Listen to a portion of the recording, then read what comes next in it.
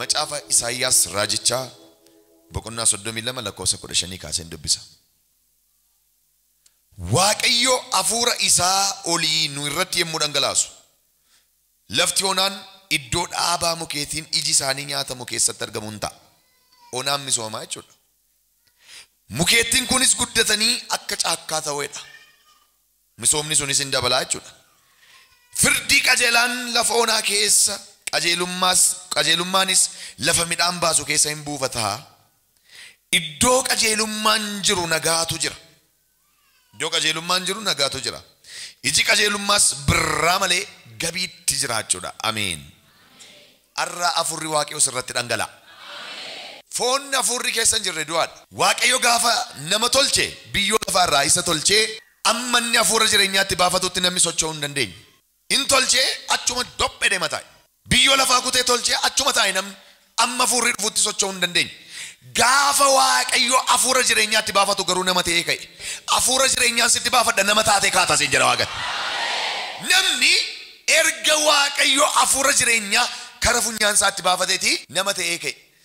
Uumama lubbuu qabu qabaatee ta'ee kan inni ka'e erga afurri dhufeeti. Iddoo kanatti Isaayyaas maal jedha sanitti fakkaata? Waaqayyo afura isaa olii yemmuu nurratti dhangalaasuudha. Lafa onaatu misoomaa jedhe. Afurri Waaqayyo gaafa dhufu waa misoomsa. Waan hin dandeenye dandeessa. Wanta namatti ulfaate mee ilaala. Waan nama yaaddesse waan humna namaa gararraa ta'e afura Waaqayyotu sirreessa. Zarubaabelin inni fudhatanii Zarubaabel mana qulqullummaa ijaaruudhaaf ka'e. Iddoon itti mana qulqullummaa ijaaruudhaaf ka'e immoo gaara guddaa tokko jira. Tabba guddaa tokkotu jira. Tulluu guddaa tokkotu jira. Tulluu kana jigsuudhaaf saaphettaan hin namne, gazoon hin namne, doozeriin hin namne, humni namaa hin namne jiguu dide tulluun sun. Ittuma rakkate jiguu dide. Hinuma dhiibe jiguu dide. Guyyaa tokko Waaqayyo dhaqee fala laateef arra Waaqayyo dhufee fala siifa kenna. Maal ittiin jedhe isinitti fakkaata? Ya Zarubaabel jedhe. Nama fallar kabadirra dhufe humnaaf jabinaan miti jedhe. Argitu? Humnaaf jabinaan miti. Maaliin malee afura kootiin malee afura Waaqayyoon tulluu yaaddoo si duraa kufeera. Maaltu gaara sitti ta'e laata? Maaltu tulluu sitti ta'e laata? Ganama kana Waaqayyo afura isaatiin dachaa ol qixxee sii godheera. Tulluu si yaaddeesseessan ganama kana Waaqayyo dachaa ol qixxee taasiseera. Fala kenneef mala kenneef Zarubaabeliidhaaf akkene ya Zarubaabel humnaaf jabinaan miti. Warri humnaaf jabinaan yaaltanii dadhabdan afura Waaqayyotti of kennaa. Ganama kana Waaqayyo afura isaa nurratti dhangalaasa.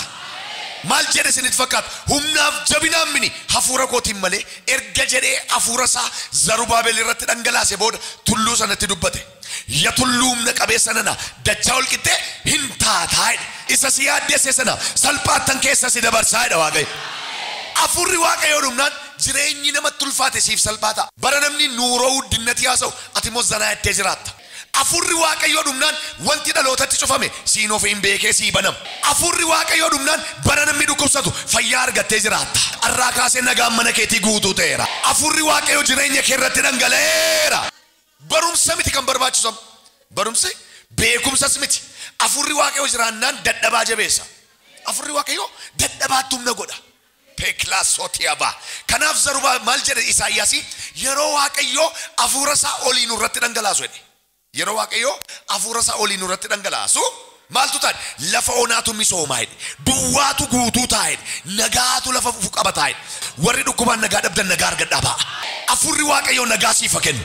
Afurri Waaqayyo waan si jalaa badee iddootti siifa deebisu. Harka keessan bal'ifadhaa. Yaa Waaqayyo jedha. Afura keenaaf ergeedha. Yeros nam fayyaa'edha. Yeros nam gargaaramaa'edha.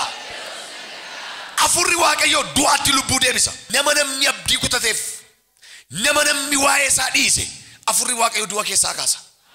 Afurri Waaqayyo du'a keessaa kaasa. Maartaan waa'ee obboleessa isheetii abdii kutattee turte. Maariyaam gadda taa'aafii turte. Gooftaan afura isaa fuudhee dhaqe. Inni du'ee tures du'a keessaa ka'e. Wanti isa jalaa du'e sun hin kaa'edhin. Maaltu si jalaa du'e laataa jedhin. Ganama kana lubbuututti siif deebi'aa jedhin. Namatti qabdee jirtuuf lubbuun deebi'eera.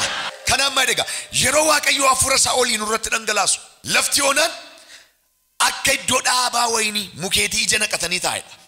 Mukeetiin kunis guddatanii akka caakkaa ta'edha. Firdii qajeelaan lafa onaa keessa lafa qabatedha.